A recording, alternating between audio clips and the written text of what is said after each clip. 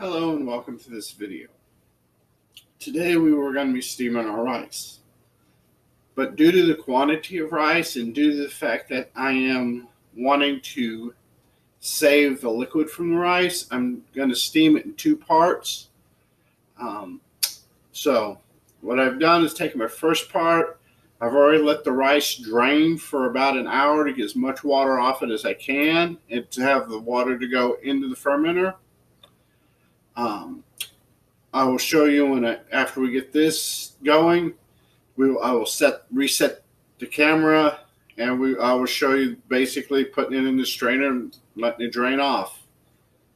Once we get the rice steamed, get both portions steamed, we'll take it and we'll cool it in the refrigerator so we can put it in the fermenter.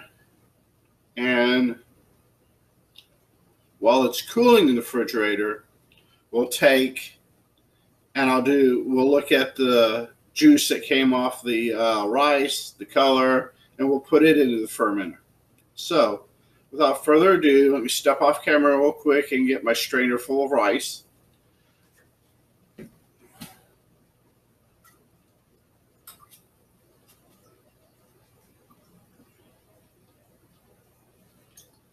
This is roughly 1 kilo of rice. I'm going to go ahead and put it in the steamer.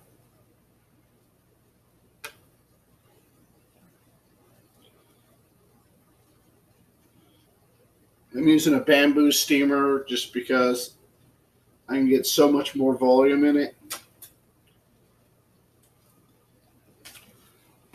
That off. Then I'm going to take cheesecloth. I forgot to mention that. Put cheesecloth in your strainer between your rice and the steamer. This keeps your rice from falling through the steamer into your water. Keeps you from losing rice is basically all it does. So I'm going to fold my cheesecloth up over my rice. There.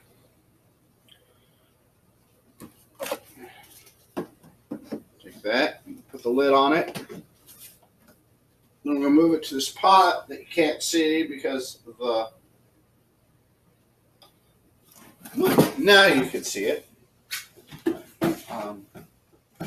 I use a large pot to do my steaming because I can fill this up full of water and go from there. Just take it and go. I don't have to worry about checking on it. I don't have to worry about adding water to it.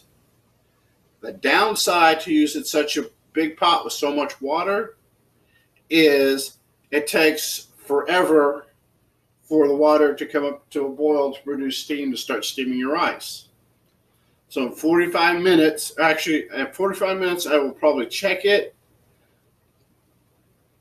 and we'll probably wind up going an hour just because I feel better. To me, I get a better product when I go an hour. It doesn't mean you have to go an hour because the way I do something, it's not the only way to do it, and it's not necessarily the best way to do it. It's simply the way I do it. So, what I got now is we've got fermenter here. It's got the lovely juice. This is an extra fermenter. I will not be using this for the fermentation of this particular Makgeolli. I'm just using it because it's got a big top. My strainer fits on it real well, and it's easy to collect. Plus, it's got this nifty little spout here on the front for draining my liquid into my fermenter. So, what I'm going to do now is my bowl. I'm going to take the rest of my rice.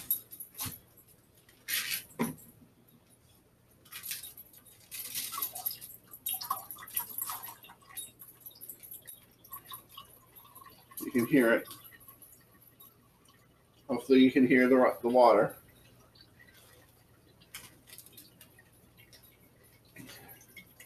I may be doing the rice expanded a lot more than I thought it was. So we may have to do this in 3 batches, but this is pretty much all you do is you have a receptacle to catch your water or your liquid, a strainer to hold the rice to separate it out, and there you go.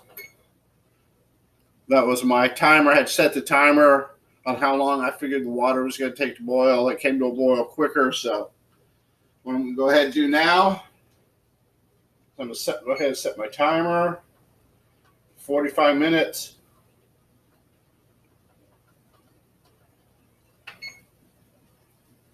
And like I said, I'll check it in 45 minutes, but I will probably run it full hour. Let this drain. Let as much liquid of this come off as I can. Set this back off screen.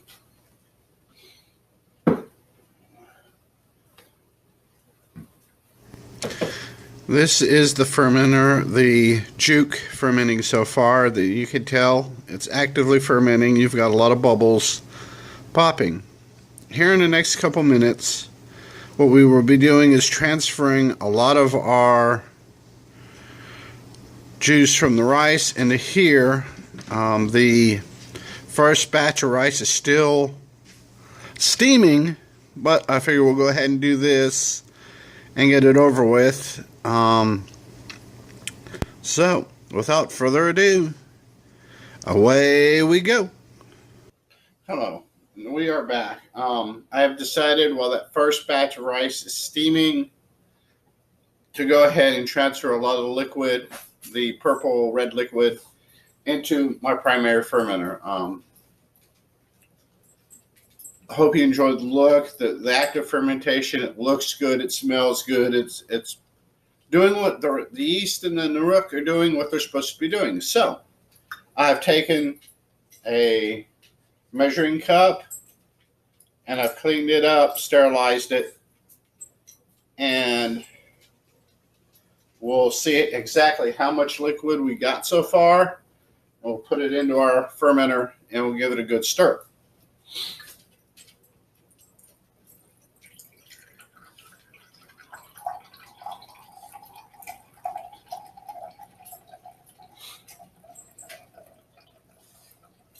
It should be noted that there's going to be some starches and stuff that leached off the rice into the water. So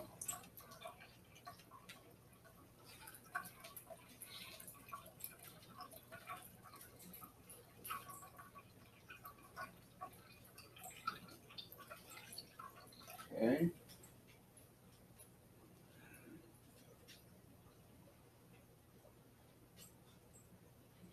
So what we're going with. And what we have here is we're at about 450 milliliters in this first.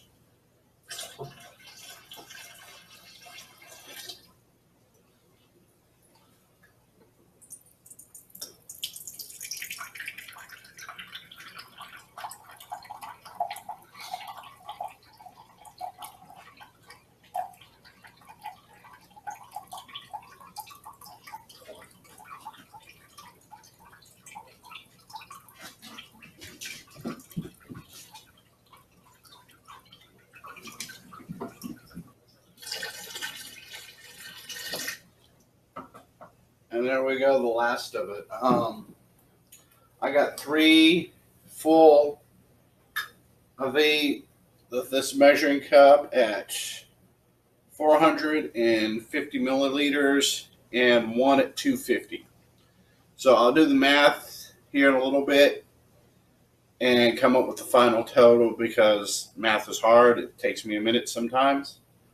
But what we have so far is this is what our liquid looks like. And I'm going to go ahead and I left my stir off camera. Actually, I'll wait till we put the rice in to stir it. So yeah, this is what we got so far. We've got about 20 minutes left on the first batch of rice steaming. And we'll be back on camera once the rice is cooled and we're getting ready to put it into the fermenter. So until then, here we go, something I found really interesting. Before we go to mix in our rice, I've noticed that everything had separated into very distinct layers in my fermenter. On the top you have the water from the rice. In the middle you have the liquid that is a result of the conversion of the starch solids into liquid. And at the very bottom you have the remaining starch liquid, or starch solids, excuse me. So I just thought that was very interesting, and occasionally you can see a bubble popping across the top. Here we go, of the fermentation. So fermentation is still going on, but this whole layer thing was just something I thought was really cool, and I figured it's a good way to start off with the mixing of the rice into the fermenter. Okay, we have come to the point in which we are going to be adding our rice into our fermenter. The rice, the black rice doesn't clump and stick together like the sweet rice used in a traditional makgeolli. So, we'll be using a spoon. We're going to ladle the spoon into the fermenter. And once we get it in there, we'll get everything mixed up real good. Like I said, that's just kind of cool how we got these three distinct layers on our fermenter. So, without further ado, let's get started.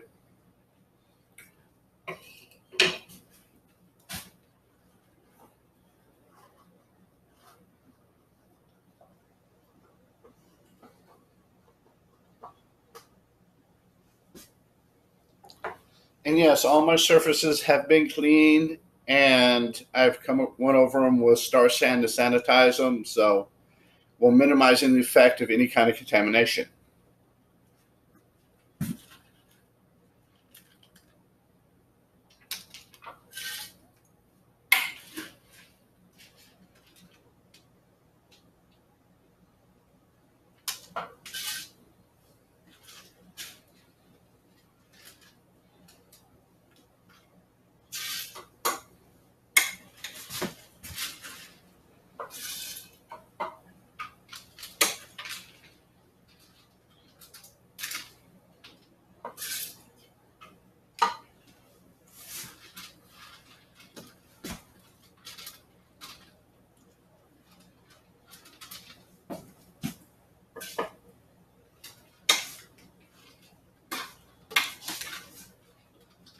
There we go. That is the last bit of the rice put into the fermenter. Now all we have to do is stir it up real good, seal it, and put it in a dark place for at least 28 days. Probably the first 5 or 6 days, I will be stirring it twice a day, depending on how much carbonation I decide I want the final product to have. I may keep stirring it after that, or I may stop. So we'll go ahead and stick this in here.